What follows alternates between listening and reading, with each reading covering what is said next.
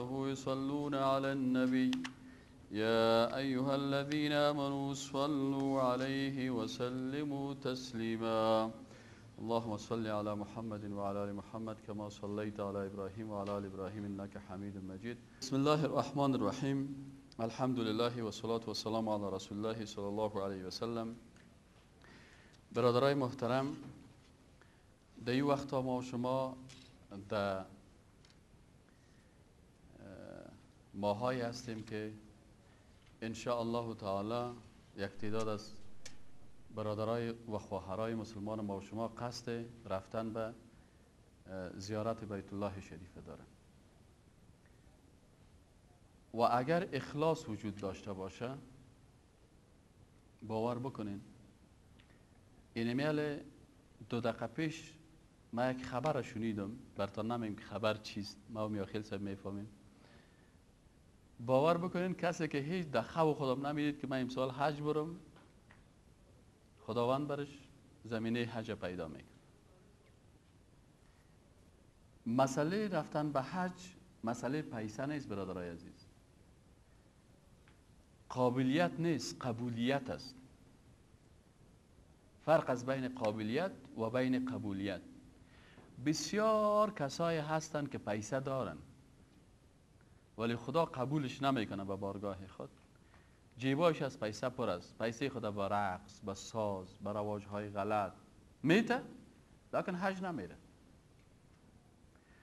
اما مسئله قبولیت چطور است که یک کسی هست که شاید مصارف حج هم نداشته باشه، شاید در فکرش هم نگرده، یک دفعه برش زمینه پیدا میشه و به حج میره. این حال ما و شما درس های را درباره حج میخوانیم و دست دعا به بارگاه الله جل جلاله بلند بکنیم، بگو الهی تو ما را قبول بکنی. اگر قبول کرد باز به هر شکل برات پیسه‌ش هم پیدا میکنه، تکتش هم پیدا میکنه، مصارف راهش هم پیدا میکنه، هر چیز برات پیدا میکنه. خب درس امروز ما و شما سر چی از اصل موضوع میم؟ بسم الله الرحمن الرحیم. وقتی یک کس میخواد به حج بره، دفعه گذشته گفتیم که کدام امور مراعات بکنه که حجش شوه. من چی بکنم که حجم شوه؟ گفتیم باید فرایض بفهمه، واجبات بفهمه، مستحبات بفهمه، چی حرام است، چی ممنوع است، چی مکروه است، یا را باید بفهمه.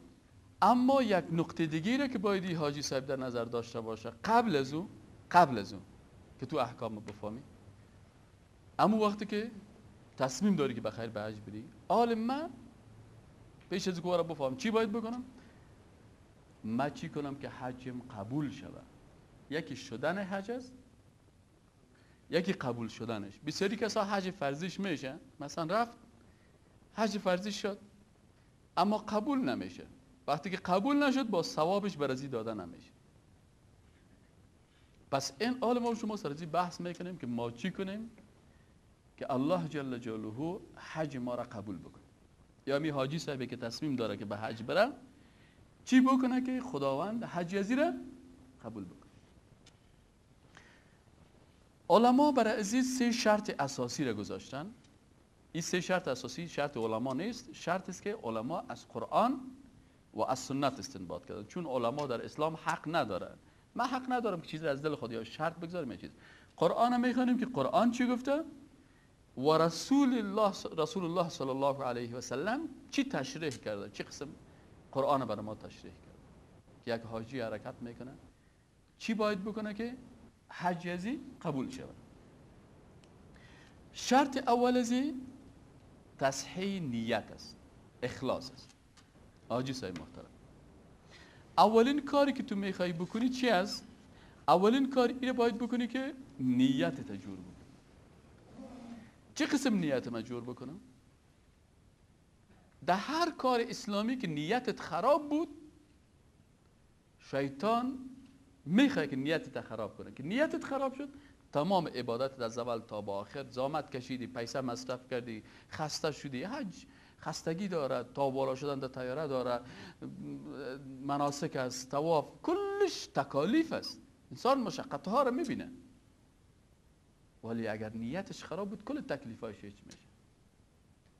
یک عالم گفتن بریم به جنازه فلانی حاجی صاحب، یک کسی فوت کرده بود، بریم در جنازهش. این فورا در جای خود شیشت. چرا؟ به خاطر این نفرهایی که در اطراف ازی بودن. یکیش گفت میا خیل صاحب در فلانی جنازه تا نزی چه بیا خفکیگی. نیتش چی شد؟ خفکیگی. چوک خفکیگی؟ کی خفه میشه؟ فلانی دیدی پلار یا دیدی ورور یا دیدی متوفا زوی خفکیگی، او خفه میشه. دیگه ایش گفت که بریم صاحب که باز رواج است دیگه. دیگه ایش گفت که نه فاتحه بریم که باز مقصد ببینیم. آره عالم در جای خود شیش قرار گفت یک دقیقه صبر کنیم. یا صبر کردن استاد شد بسم الله الرحمن الرحیم بریم بخیر به جنازه. یا پرسان شدن که چرا شیشتی؟ گفت به خاطر ازی شیشتم که نیت مجور کنم. چه قسم نیت جور کردی؟ گفتم الهی پیغمبرت گفته که حق مسلمان بالای مسلمان 6 حق است. یک مسلمان بالای مسلمان 6 حق داره. از این جمله حقوقش یک حقش است که وقتی که وفات کرد در جنازهش بره. نگفته در فاتحهش. بران ما در فاتحهش نمیریم، در جنازهش میریم، چون فاتحه را مردم کشیده. پیغمبر صلی الله علیه و سلم جنازه را گفته بود بخوانه. خواندن جنازه و دفن کردن ثواب داره. گفته 2 قیرات گفته به اندازه کوه احد است. گفت ما گفتم الهی من در جنازه از این نفر میرم به خاطر ازی که حق ازی مسلمان بالای من هست. یک. دوم الهی به خاطر که سنت رسول الله صلی الله علیه و سلم است. در فاتحهش نمیریم چون فاتحه سنت نیست. فاتحه سنت نیست. پیغمبر صلی الله علیه و و صحابه کرام این قسمه که ما شما در مسجد ها میریم و چند نفر میشینه و یکی کلی خود کپ میکنه و یکی پشت خود کپ میکنه و یکی قاری صاحب قرآن شریف میخونه هیچ فکرش نیست، یکی کت بوتا داخل میشه و چتار سنگ و چوتار سنگ و مثلا فلانی هم از اندیوالش از هم در مسجد برش رسم تعظیم میکنه. این باکس این در سنت رسول الله صلی الله علیه و سلم نیست و رواجی است که مردم کشیدن. بنابراین گفت ما عالم گفتم نه در فاتحهش نمیریم، در چی میرم؟ جنازه. به خاطر ازی که سنت رسول الله صلی الله علیه و سلم و به خاطر ازی در جنازه میریم که الهی تو وقتی که جنازهش میخوانیم جنازه خواندن وقتی که فرض کفایی است، ما که میریم سر ما فرض عین میشه. پس یک فرض ادا بکنم، نیت جور کردن، فرض ادا بکنم، سنت ادا بکنم، مطابق طریقه پیغمبر صلی الله علیه و سلم شود، حقی که یک مسلمان بالای ما داره حقش ادا شود، رضایت الله جل جلاله حاصل شود و 2 قیراتی که رسول خدا صلی الله علیه و سلم وعده کرده، اینمی 2 قیرات ثواب به اندازه 2 کوه احد الهی بر ما بدی. یا الله بفرمایید حرکت. این نفر دیگه ایران هیچی که دیدی که پیشتر نیت کلگی چی بود؟ اینا اگه تو بری به نیت ازی که من میرم پدر کلان آجی اسحاق فوت کرده، به خاطر که آجی اسحاق خفه نشه پس من رفتم، آجی اسحاق خوش میشه لکن خدا خفه شد، سنت نگرفتم. گفتم نه برو آجی اسحاق حال خود نیست، مشکل نیست، جنازهش نمیرم، باز در فاتحهش میرم. پس نه قیرات شد، نه فرض شد، نه سنت شد، نه ثواب شد، نه هیچ، و نیت ما خراب شد چون من در نیت خود کی را گرفتم؟ شخص را گرفتم. اما اگر تو حکم خدا را ادا بکنی، فرض و سنت و مستحب بگیری و بگویی که سنت رسول الله صلی الله علیه و سلم است، در پالوی ازی آجی ساق هم خوش میشه، میا خیل صاحب هم خوشحالیگی، اقام با خوشحالسی، خواهدتا نیت ارزش دیر لري ځکه چې ته مقصد ته ورسیدی. بنابراین آجی صاحب محترم اول باید چی بکنه؟ اول برش تلقین های شیطانی را از کله خود اسو بکنه. شیطان دو قسم است حاجی صاحب عزیز. یکی شیطان جنی هست و یکی شیطان انسی هست، انسانی. شیطان جنی وسوسه میکنه و شیطان جنی میبرد به وسوسه مت آشکارا میگه میا خیل صاحب تو از کلایی که بزرگ هستی، از کلایی که پیسه دارتر هستی، تو باید حاجی گفته شوی. خرد بچه که حاجی شدن تو حاجی نشدی، تو باید حاجی شوی. که شیطان چی میکنه؟ شیطان خالیگاه میپاله. شیطان میگه مثل او وارث، وقتی که دند او بسته کردی، او خالیگاه میپاله. از کدام سوراخک او برایه، همون سوراخک که برامد آیسته آیسته سوراخ کلان میگه قرم بسته بند کلش میبره. شیطان همی قسم میکنه تو باید برید. دیگر میگه کلگی را آجی میگن تو را کس آجی نمیگه. اصلا در نام تو خوب میگه که حاجی محمد اسحاق.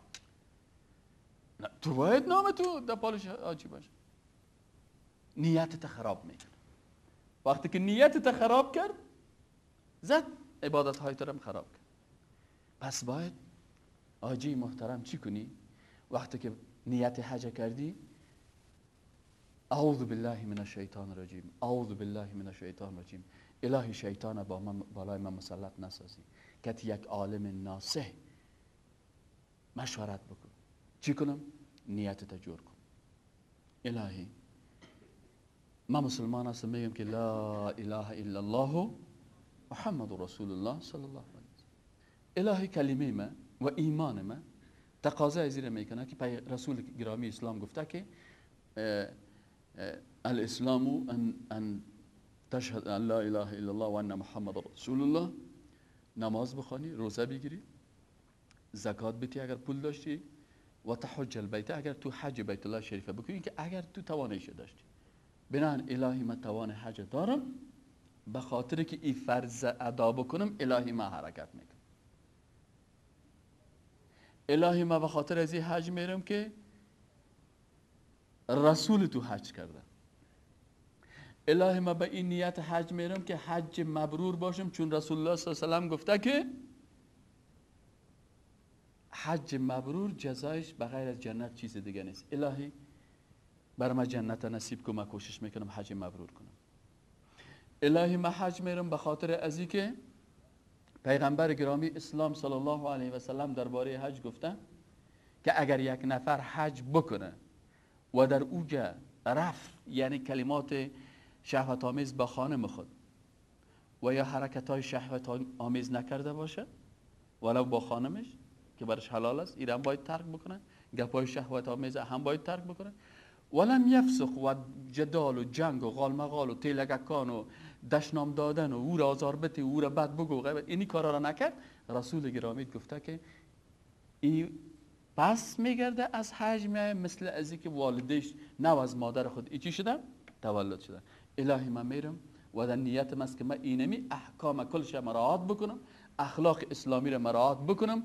اگر کس کتم جنگ کرد جنگ نکنم، اگر برم نان نرسید که کس چنگوی نکنم، اگر دیگرها تیلگکان کردن من تیلگکان نکنم، اگر در طیاره بالا میشدن با لبیک، رسول گرامی اسلام گفته که بالا میشید در بلندی، در طیاره بالا میشید، در زینه بالا میشید، پایین میشید، در کل ازی باید لبیک اللهم لبیک.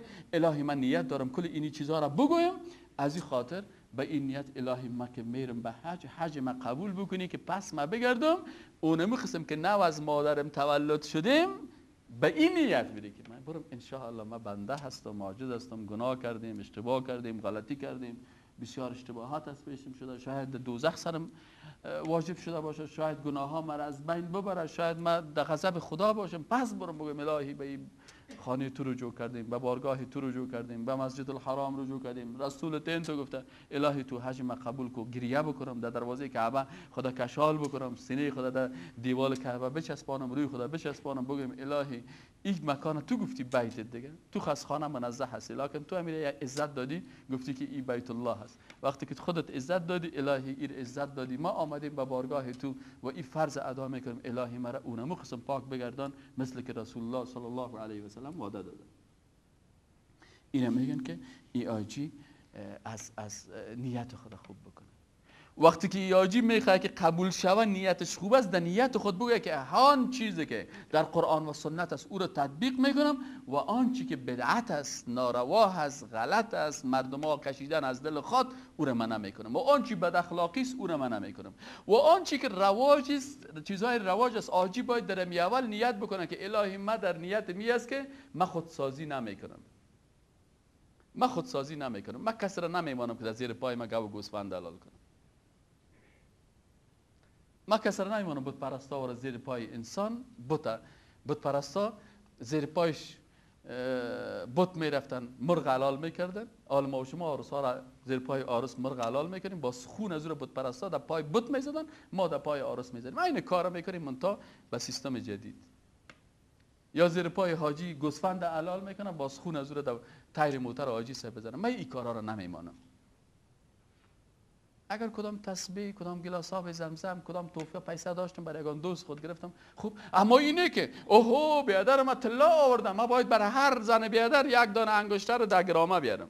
اگر نه باز کمه. انسان مسلم من تواضع لله رفعه الله. کسی که به خاطر الله تواضع کرد، خدا رتبهش بلند میبره. رتبه پیش خداوند بالا بر. والا من حج رفتم، صاحب من زیاد نمیخوایم این کارا رو بکنم. نه گوسفند دارم که زیر پای حلال کنم، نمیمانم که حلال بکنن. نه موقع جای نمازایی دارم که برم جای نمازا. اگر داشتم کدام داره تسبیح، کدام توفه، کدام سیدی اسلامی، کدام کتاب اسلامی، کدام چیزی که برای کس آب زمزم چیزی داده تانستم خوب، نتانستم برادرها براتان بهترین توفه را آوردیم. چی توفه را آوردیم؟ دست خدا بالا کردیم که الهی در اینجا حاجی کلگی به دربار تو آمده، مثل میدان حشر است، لباس کفن پوشیدیم. الهی دعا کردم که الهی مردم ما را از این اسارت غلامی نجات بده. الهی امریکا را در افغانستان شکست بده. الهی ما در خانه تو رجوع کنیم، در بیت الله شریف دعا میکنم که الهی ناتو و امریکا را مثل روسا و تکه تکه بسازی. الهی غلامای امریکا را نمانی که سر ما پادشاهی بکنن. الهی اونمو قسم که کمونیستا را رسوا کردی، اینا را هم رسوا بگردن. برادرها براتون توفه این قسم آوردیم که برای هر کدام دعا کردیم که خداوند هر جوان افغانستان شهامت و قوت و حق جوانای ما سر حاجی ما که برشان دعا بکنه که خدایا این جوانای ما را هدایت بکنی، ریش سفیدای ما را هدایت بکنی، کل ما را غیرت نصیب بکنی، ایمان نصیب بکنی، قوت ایمان نصیب بکنی کل ما را. بهترین توفیق حاجی دعای حاجی است که در اوج بیت الله شریف برای یک جوان دعا بکنه، کل جسم خود بگردانه، کلگی رو بگردانه. روز جمعه کسایی که در درس میکنن کلش در چشم خود بگردانه که ان شاء الله که خدای میاخیل صاحب در زندگی ببخشی، خدای صاحب استاد در زندگی ببخشی، راشد جان فلانی جان ایمل آجی صاحب ساخه کلگی رو این فیلم بردار کامرامن ادیتور کلش را الهی پروردگار بر هدایت کل ما را بکنی که مطابق قرآن و سنت حرکت بکنیم.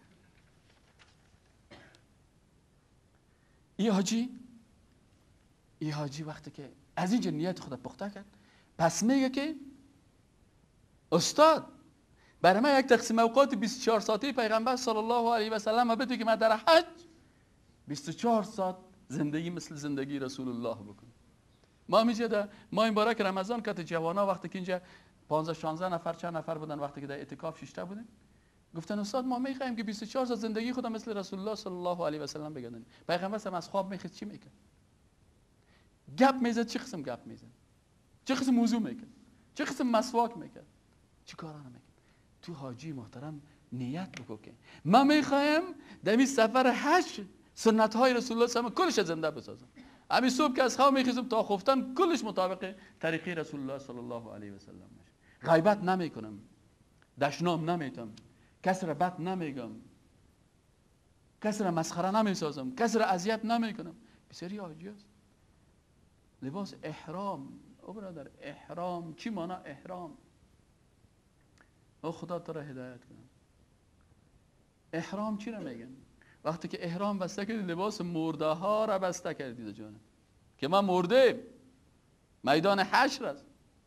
در میدان حشر کس غیبت میکنن، دروغ میگن، جنگ میکنن، تیلگکان میکنن، پیشکان میکنن، کی صبوری میکنن، کسی را زیر پای خود میکنن. حالا آجی رو کی زیر پای خود میکنه؟ خود آجی زیر پای خود میکنه. تیله میکنه. آجی بیچاره ریش سفید پایین مفته زیر پای میشه. پس وقتی که من مسلمان هستم نیت خود باید از اینجا احرام بسته کردیم. احرام چی معنی؟ یعنی ای که الهی ما این لباس احرام بسته کردیم، خدا در صف مرده ها قرار دادیم، نخواستیم که لباس غرور بپوشیم، لباس کفن واره لباس پوشیدیم، لباس سفید. الهی به دربار تو رجوع میکنم، از تمام بدی ها توبه کردیم. یک نفر میگه پرسانش کردن کجا رفته بودی؟ گفتی والا یک جای رفتم، یک تعداد مردم شیشته بودن. گفت چی میکردی مردم؟ گفت والا این مردم جنگی بودن که الله جل جلاله. این حال در میدان حشر، میدان حشر وقتی که اونجا من میرم روز قیامت است. حاجی تمثیل روز قیامت میکنه. لباسای کلگی یک قسم، شعار کلگی لبیک اللهم لبیک لبیک لا شریک لک لبیک ان الحمد و النعمت لک و الملک لا شریک لک. آله یک کسی گفت پرسان کردن که شما صاحب کجا رفته بودین؟ گفت والا من صاحب رفتم در یک قریه. چی بوده و قریه؟ گفت کلگی زنده بودن، زنده از کلگی هستن. در قریه چی بود؟ گفت والا در قریه تو بود که خدا جنگی بودن، خدا میخواست آشتی کنه، مردم قریه نمیخواستن آشتی. با گناه، با غیبت، با بدبختی، با بینمازی مصروف هستن.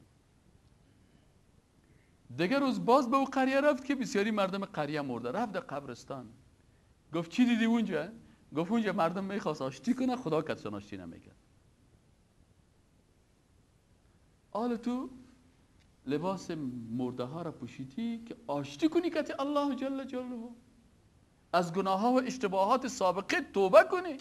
اما ای که لباس احرام میپوشی، چی معنی احرام؟ من لباس احرام میپوشیم، سابق برم اجازه بود که سرم جور کنم، گفته که نه نیست، حرام است سرت.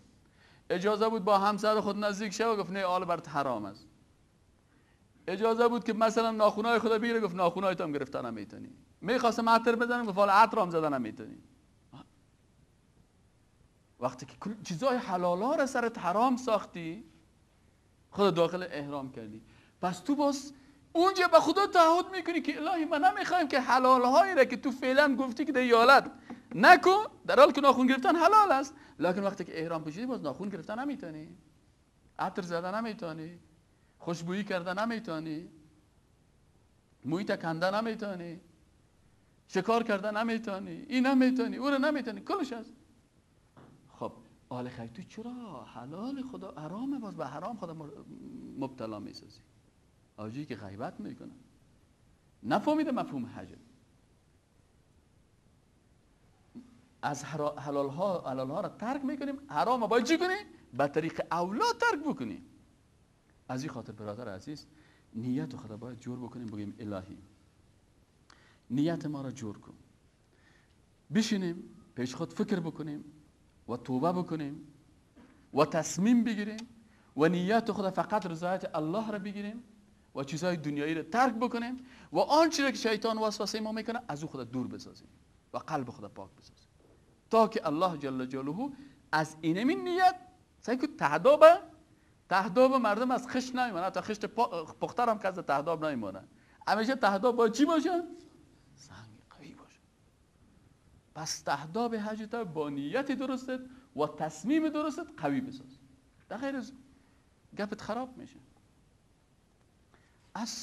چرا؟ پیغمبر صلی الله علیه و چی میگه؟ انما الاعمال بالنیات. او مردم هر عمل تو به نیتت ارتباط داره. 10 دفعه در خانه با پای راست داخل شدی ثواب نبردی، 1 دفعه داخل شدی گفتی سنت است، باش که من با پای راست داخل شدم سنت است، چون نیتت جور کردی. هر دفعه که در خانه داخل میشی با پای راست بر ثواب نشته میشه. شاید روزانه چندین مرتبه آب بنوشی، شاید امیل در زندگی تا امروز شاید 1000 مرتبه یا 10,000 مرتبه تو گلاس آب بالا کردی و آب نوشیدی، وقتی دست راست شدی لکن نوشیدی، هیچ کدامش ثواب بر داده نشده. چه وقت بر ثواب داده میشه که نیتت جور کنی و گلاس آب بگیری با دست راست، بگی الهی من گلاس آب با دست راستم گرفتم به خاطر از اینکه سنت است. چون نیتت جور شد آب نوشیدی بر ثواب نوشته شد.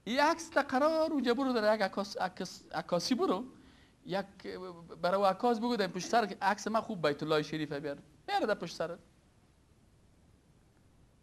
تو اونجا برای عکس گرفتن نرفتی، برای عبادت رفتی. در نماز کس عکاسی میکنه؟ یک نفر نماز میخواد نیت کردم بخوانم 2 رکعت نماز خوب میفهمم الله اکبر الحمدلله رب العالمین، باز موبایل خود بگیر باشه مولوی صاحب تق نیستن. تو در حج هستی، تو در حج هستی از برای خدا در حج، چرا حج تا خراب میکنی؟ تق تق تق تق تق تق در اونجا عکس بگیر، در اونجا عکس بگیر، در اونجا عکس بگیر، در اونجا عکس بگیر. برادر عزیز تو در عرفات رفتی، اونجا گریه کو، اونجا تسبیحات بخوان، اونجا متوجه عبادت ها باش. عکس گرفتن تو در پالی خانه خدا چی فایده داره که تو قلب تو دور از خانه؟ میگه گر در یمنی چوبامنی پیش منی، گر در یمنی چوبامنی پیش منی. اگر در یمن هم هستی همراه من هستی، در قلب من جای داری. ور پیش منی تو بی منی در یمنی. اگر در پیش مام ششتی قلبت با من است، دور است دور. ابو جهل و ابو لهب کلکینایشان که واز میشد خانه خدا که واز میکنه خانه خدا، از کوششان هر روز رسول خدا تیر بشه خانه خدا. رسول خدا 24 ساعت صدای قرآن در گوششان میمد، کلکای خود در گوشای خود میموندن. برای تو چی فایده کرد؟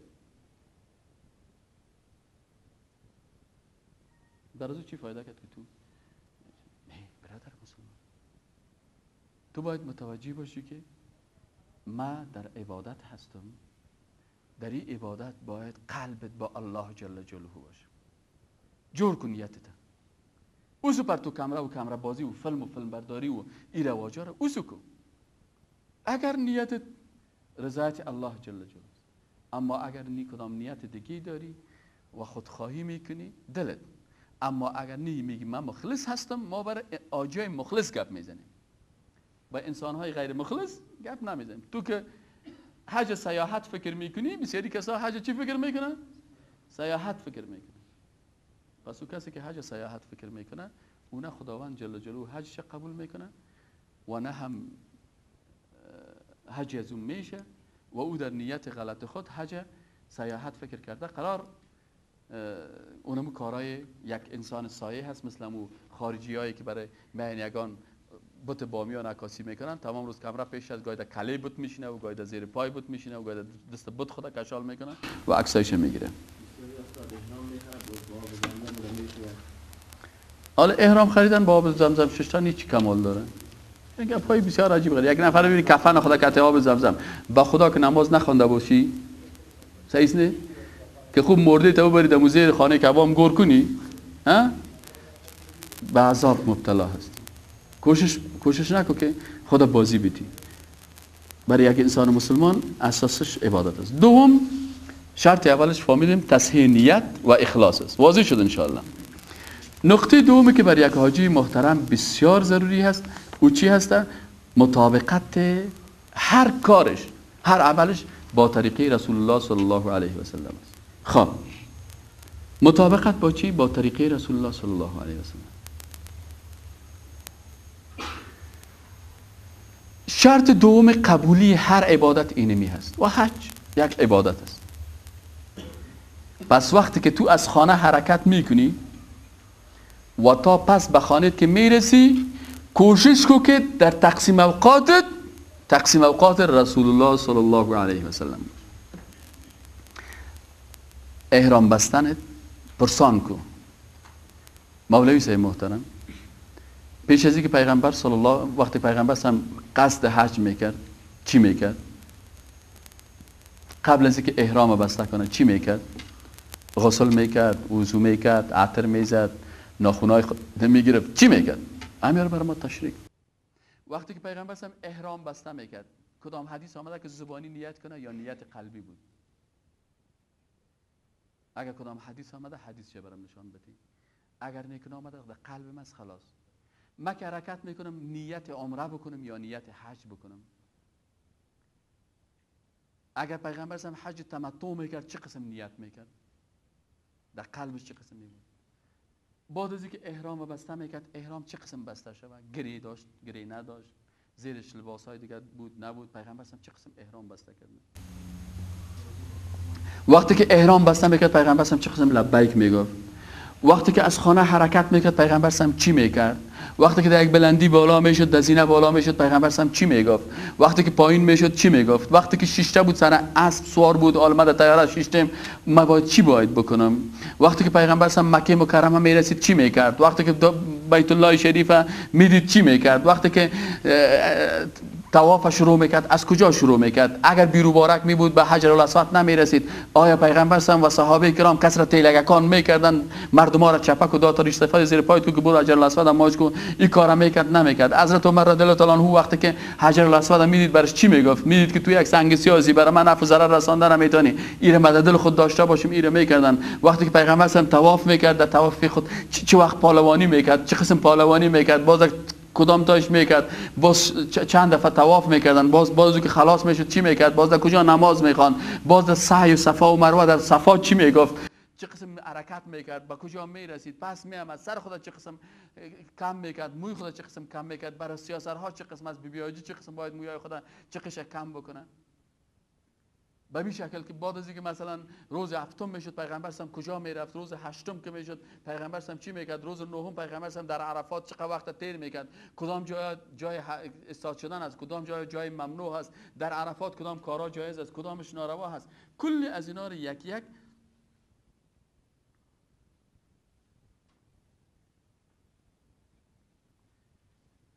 و تمام ازیاره باید در نظر داشته باش.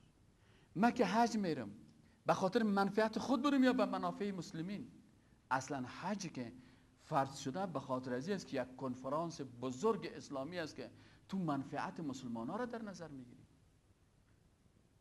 اگر حج به شکل قانونی و اساسیش ادا شود، باید مشکلات جهان اسلام در حج مطرح شود و درباره ازی بحث شود.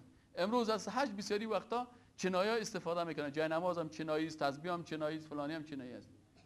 باید مسلمان ها در این قسمت اقتصاد مسلمان ها در حج باید بلند میرفت. از حالت غریبا خود خبر میکردن، غریبای یک مملکت از دیگه میفهمید. حاجی ها ببینن که مثلا اینجا حاجی سفید پوست است، سیاه پوست است، فلانی است، فلانی است. کل اشیا بر از این منفعت میرسن. اینال حج تنها برای منفعت خود نیست که من ثواب جمع کنم، بلکه برای منفعت کل عالم اسلام انسان باید چه کنه. بعد از اینکه مثلا پرسان میکنه خب پیغمبر صلی الله علیه و سلم وقتی که حج میکرد، بعد از اینکه حج قربانی چه قسم است؟ در کجا قربانی میکرد؟ بعد از اینکه روز عید میشد چی میکرد؟ جمرات چه قسم زده میشه؟ پیغمبر سنتش چه قسم است؟ بعد از اینکه پیغمبر از حج خلاص میشد این است. و وقتی که مثلا ما به مدینه منوره میریم سنت چی هست؟ ناروا چی هست؟ بسیاری کسا میرن در گرد قبر پیغمبر میخواد چرخک بزنه، طواف کردن گرد قبر میشه، نه حرام است، ناروا هست. آیا ما روی خود طرف قبر پیغمبر گرفته دعا بکنیم یا روی خود طرف قبله بکنیم دعا بکنیم؟ پیش قبر پیغمبر هم که میریم طریقه سنت چی هست؟ بگیم السلام علیک یا رسول الله، سلام برش بدیم، باز برای ابوبکر صدیق سلام بدیم، باز به حضرت عمر سلام بدیم. بر از اینا وقتی که سلام بدیم چه قسم سلام بدیم؟ نمازهای خدا در کجا بخوانیم؟ از بدعت ها چه قسم خدا دوری بکنیم؟ چی چیز در سنت نامده که ما نکنیم؟ اینی کل زیر یکه یکه بناء حج انسان وقتی قبول میشه که انسان مطابق چیز. چرا پیغمبر هم گفته که خذوا عنی مناسککم، حدیث امام مسلم روایت کرده. بناء در طریقه پیغمبر صلی الله علیه و سلم چی بود که پیغمبر صلی الله علیه و سلم در حج خود الله را مشناخت، حقوق الله را مراعات میکرد، حق میفهمید، حقوق چیزی که حق دیگران را مراعات میکرد، اخلاص، عمل به سنت رسول الله صلی الله علیه و سلم، خوردن حلال دیگه. از این خاطر حاجی صاحب محترم در این قسمت باید تقسیم اوقات حج پیغمبر صلی الله علیه و سلم پیش خود داشته باشه. کارهایی که یک حاجی نباید بکنه، سنت پیغمبر صلی الله علیه و سلم است که حاجی بسیار با تقوا باشه، 100% باید تقوا را مراعات بکنه. 1% هم از تقوا باید خدا دور نکنی. تقوا چی است؟ تقوا چی است؟ تقوا چی رو میگن؟ میگه حضرت عمر رضی الله تعالی عنه از یک صحابی مبارک دیگه پرسان کرد، گفت همین تقوا چی است؟ گفتم این راه که میری که پایت لج باشه و خار زیاد باشه، چه قسم قدم میمانی؟ گفت استای کده خوب میبینی میسای میگن اینجا خار نیست، پای خودم میمانم. باز سهل میکنم دیگه کجا خار نیست، باز یه پای خودم، پایم لج است، خارم زیاد است. تقوا همیست. اینی کارم بکنم، اینی گپم بزنم. نه، دروغ نگو، غیبت نکن، جنگ نکن، فیلم برداری نکن، عکاسی نکن، خودسازی نکن، کس را اذیت نرسان، بر کس دشنام ند. اینی وقت تو تقوا داری. دیگه چی است که مثلا طریق پیغمبر صلی الله علیه و سلم است؟ از شرک و از اعمال شرک آمیز دوری کردن است. حاجی باید در دم خود بگه که ایاک نستعین، الهی فقط از تو کمک میخوایم، ایاک نستعین. اینه در نظر خود داشته باشه که ادعونی، الله گفته که ادعونی، با من دعا کنید، استجیب لکم، من دعایتان اجابت میکنم. از این خاطر تو نیست که تو برید از سر قبر حضرت ابوبکر صدیق یا از سر قبر کدام برازو بگی تو گناهی مرا ببخش. نه، به الله بگو الهی تو مرا ببخش.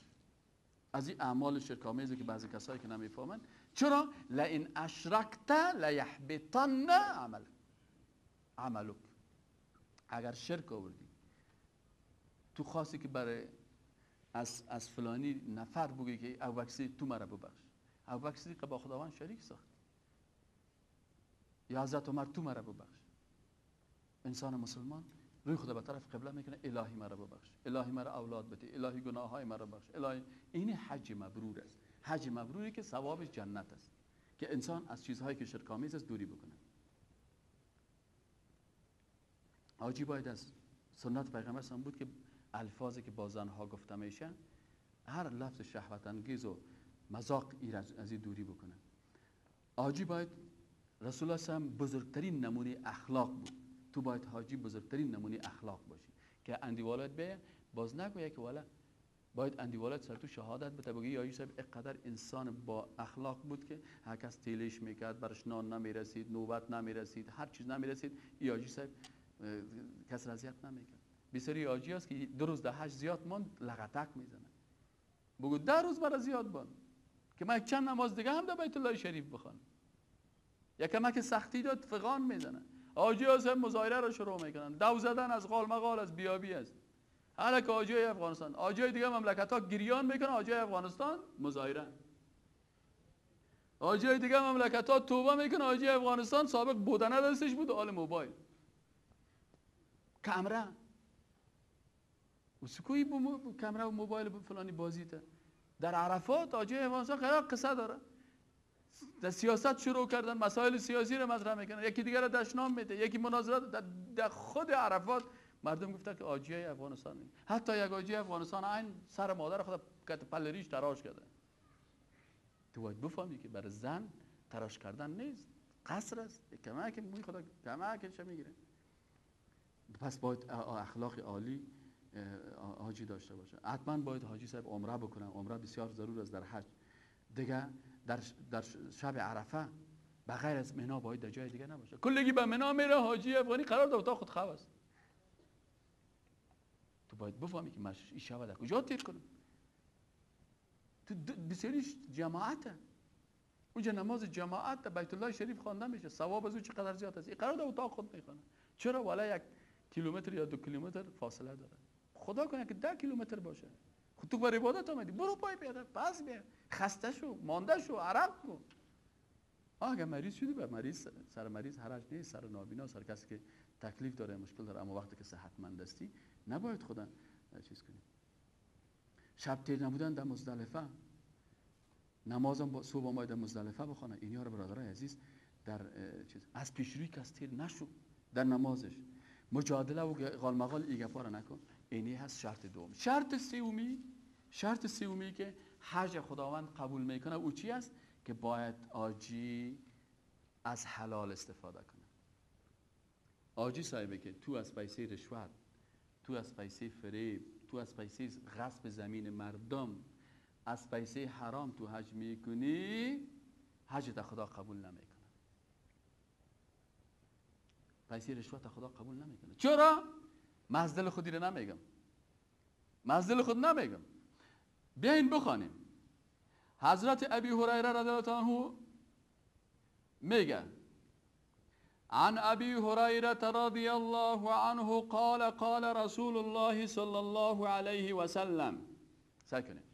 حضرت ابو هریره صاحب چی میگه؟ میگه رسول الله صلی الله علیه و سلم چی گفت؟ باشه مسیحی بشینم. یه حدیث بسیار مهم است. رسول الله صلی الله علیه و سلم چی گفت؟ خوب اینا گوش بگیرین برادرای عزیز، حاجی صاحبای محترم، خدا خفیتان نکنه. اگر خفه میشین دلکتان، مگر حدیث پیغمبر صلی الله علیه و سلم است. عن ابی هریره رضی الله عنه قال قال رسول الله صلی الله علیه و سلم، پیغمبر صلی الله علیه و سلم گفت که ایها الناس، او مردم، ان الله طیب، الله پاک است، لا یقبل الا طیبا، قبول نمیکنه مگر چیز پاک. چی معنی پاک؟ پیسه حلال باید باشه. سفر رفتت، برگشتت، لباست، احرامت، کلش سنجش کن. خودت میفهمی، من نمیفهمم. هیچ کس را محاسبه کرده نمیتونه. هر کس خودش میفهمه که پیسه از کجا، پیسه ته حلال بساز. رسول الله صلی الله علیه و سلم گفت یا ایها الناس، ای مردم، ان الله طیب، الله جل جلاله طیب، پاک است، لا یقبل الا طیبا، قبول نمیکنه، قبول لا، گپ من نیست. او مردم، بسیاری وقتا بعضی مردم هست که من بحث میکنم، من میگه استاد تو گفتی، من بد کنم که بگویم؟ من نمیگم. اگه گپ ما باشه، گپ ما را کلوله کوسو پرتون. من میگم رسول الله صلی الله علیه و سلم سند برات میتونم که پیغمبر صلی الله علیه و سلم گفته، یا هم سندش. او میگه استاد تو گفتی. ما استاد تو که مولوی نمیگه، تو اومدی گپا رو نو کشیدی. قربان آخه چطور کنم؟ اون مولوی صاحبی تو که نمیگه، خانش آباد که نمیگه، البته کدام دلیل داره نمیگه، یا بیچاره این حدیث نمیفهمه که نمیگه، یا که تو دیپلماسی میکنه که تو خفه نشی، یا از تو میترسه. بسیاری وقتا بسیاری مولوی ها از مقتدیای خود میترسن، حق گفتن نمیتونه. مردک از حرام خور که بگه حرام خورا در دوزخ است، حرام خور میگه ایمان بستری بگی برو. من خودم دیدم. گفته که ما مردم دختر و سیتان، دختر و بچه را نرقصانین، حرام است. آمده گفته که الان مولوی صاحب من رقصانده بودم، تو مرا گفتی بکش بستریش. سنگ دورک زده بستریش. علما بیچاره بسیاری از ترس گفتن نمیتونن، اما ما خود بستریم آدم دست کسی هست، ما بستر دیگه را برش سنگ دورک میزنیم. از خاطر ما میگیم بر من، نه بر ما کس نوبت روان میکنه، نه تو غیرتی ها شده که در خانه ما کدام کاسه نوبت روان بکنه، نه به نوبت کسی هستیم، نه به نان کسی هستیم، نه از کسی چیز توقع داریم، نه در جیب کس فکر ما هست، نه به کسی احتیاج هستیم. لکن حق آمد میگیم، خوش بودی قبول نکنی دلت، اما گپ اینه برات میگه والله گپ من نیست.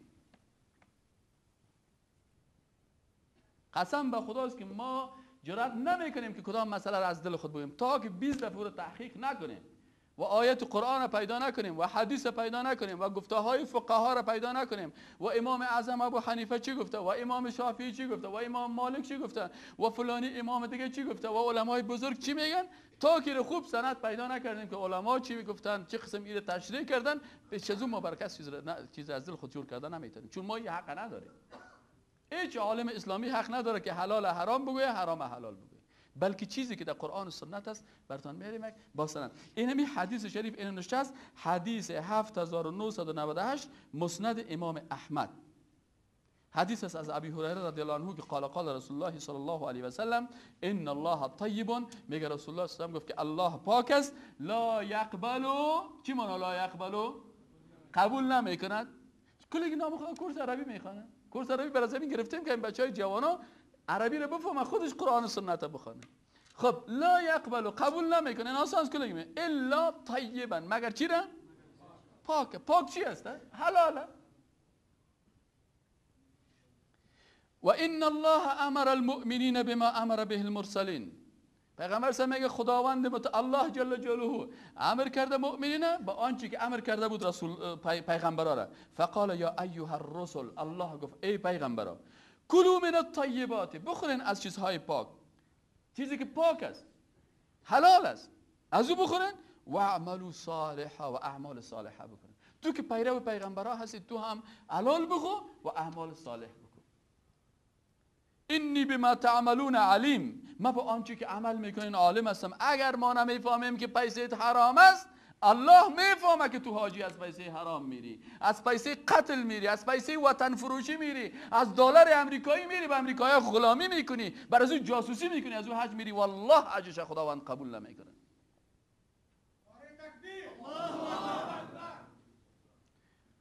و قال یا ایها الذین آمنوا، و گفت الله جل جلاله که ای مؤمنان، کلوا من طیبات ما رزقناکم، امر خداست، کلوا بخورین، من طیباتی از چیزهای پاکی که ما شما را رزق دادیم.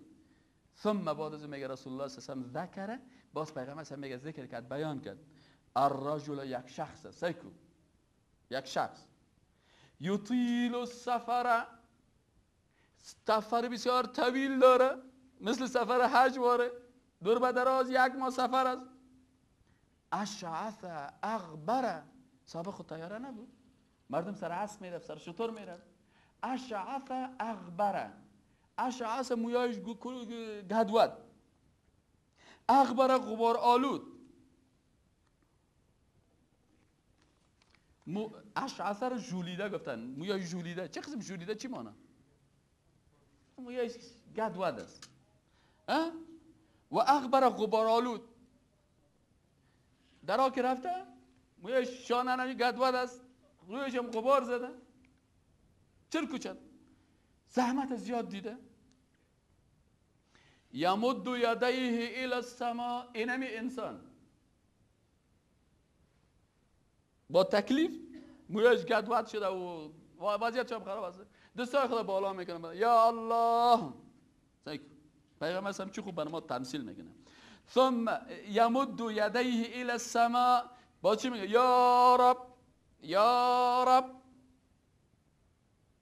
ای پروردگارا، ای پروردگارا.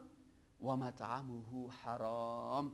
رسول الله صلی الله علیه و آله، همین نفر که دعا میکنه، سفر هم طویل، زحمت هم کشیده، دستای خودم بالا کرده طرف آسان، و مطعمه حرام، غذایش چی است؟ حرام. و مشربه حرام، آبی که می نوشه یا هم حرام است. و ملبسه حرام، سبحان الله، لباسش چی است؟ یا هم از پیسه حرام خیلی.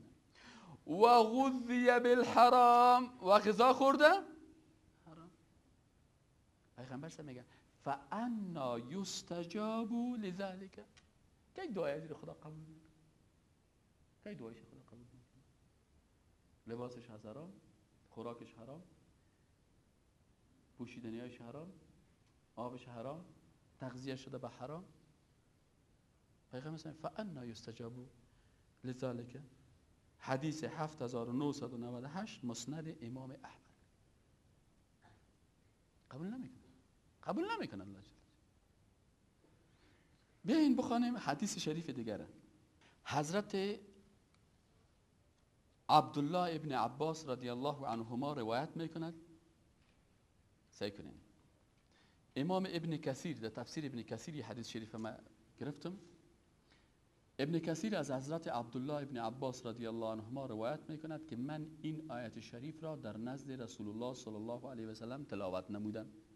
میگه حضرت عبدالله ابن عباس میگه من این حدیث شریف چی کردم پیش پیغمبر سم، این آیت شریفه، یا ایها الناس کلوا مما فی الارض حلالا طیبا، یا ایها الناس کلوا مما فی الارض حلالا طیبا.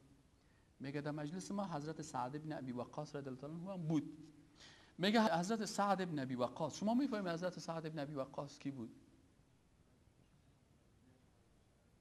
از جمله عشره مبشره به جنت.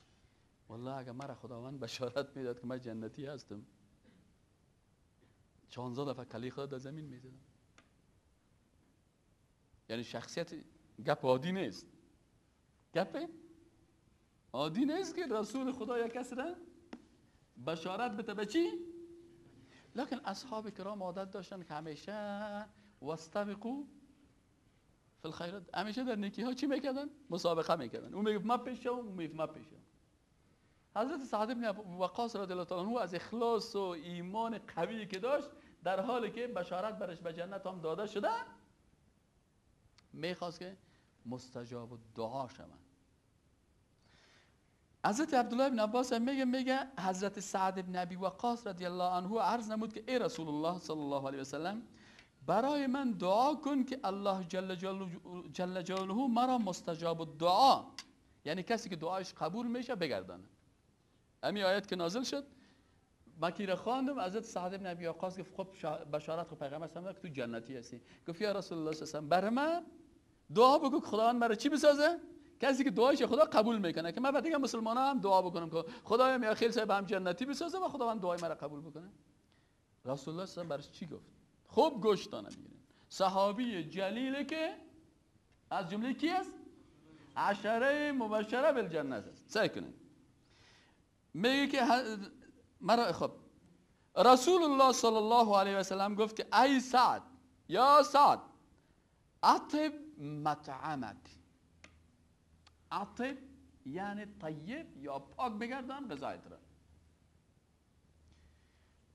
باز پیغمبر صلی میگه قسم خورد که قسم از بذاتی که نفس محمد صلی الله علیه و سلم به دست از اوست، یعنی قسم از به ذاتی که نفس من روح من به دست از اوست، او میتونه در هر لحظه مرا روح ما قبض کنه. قسم است یعنی به الله جل جلاله، قسم است به الله جل جلاله. شخصی که یک لقمه حرام را به شکمش فرود میبرد 40 روز اعمال نیک او قبول نمی شود. یک لقمه حرام. گفت رسول الله صلی الله علیه و سلم کسی که یک لقمه حرام را به شکمش فرو میبرد 40 روز اعمال نیک او قبول نمی شود. و هر کسی که بدنش از حرام و سود تغذیه شده باشد آتش دوزخ برایش اولاتر است. بدنی که تغذیهش حرام باشه او قابل بخشایش نیست، بر از او اول چیزی که او را سزاوار است آتش دوزخ است. و ای حدیث پیغمبر صلی الله علیه و سلم است. بنابراین برادر عزیز، از انسان حرام خور دعایش قبول نمیشه. انسان حرام خور بدن خود برای دوزخ آماده ساخته.